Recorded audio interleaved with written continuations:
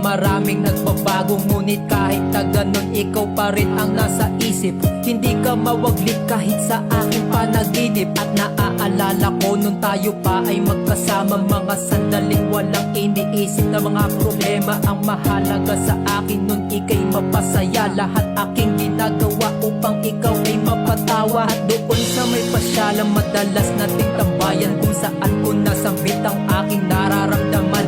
At di ka nagdalawang isip at sinabi mo ay oo. Di ko mailarawan nun ang labis na tuwa ko. Hindi kita iiwan, yan ang salitang pangako. Tapos sinabi mo sa'kin ako lang ang mahal mo. Meron ka rin pala sa aking pagtingin noon na di ko malilimutan mapahanggang sa ngayon. Kahit na gaano katagal maghihintay lang ako sa'yo, pagkat nangako tayo sa isa't isa, mahal. Pinanghawakan ko lang. Isang araw naisipan kong ika'y aking tawagan. Hindi mo sinagot kaya ika'y pinuntahan. Nung makarating ako, bakit tila wala ng tao? May lumapit sa akin, isa sa kapitbahay nyo, at sinabi sa'kin na sa Maynila na daw kayo.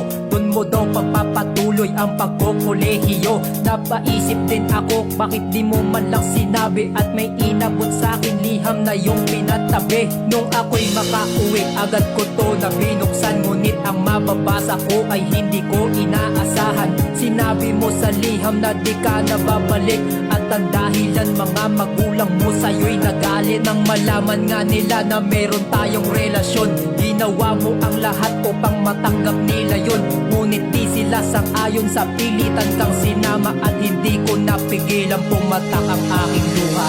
Kahit na gaano katagal maghihintay lang ako sa'yo, pagkat nangako tayo sa isa't isa, mahal.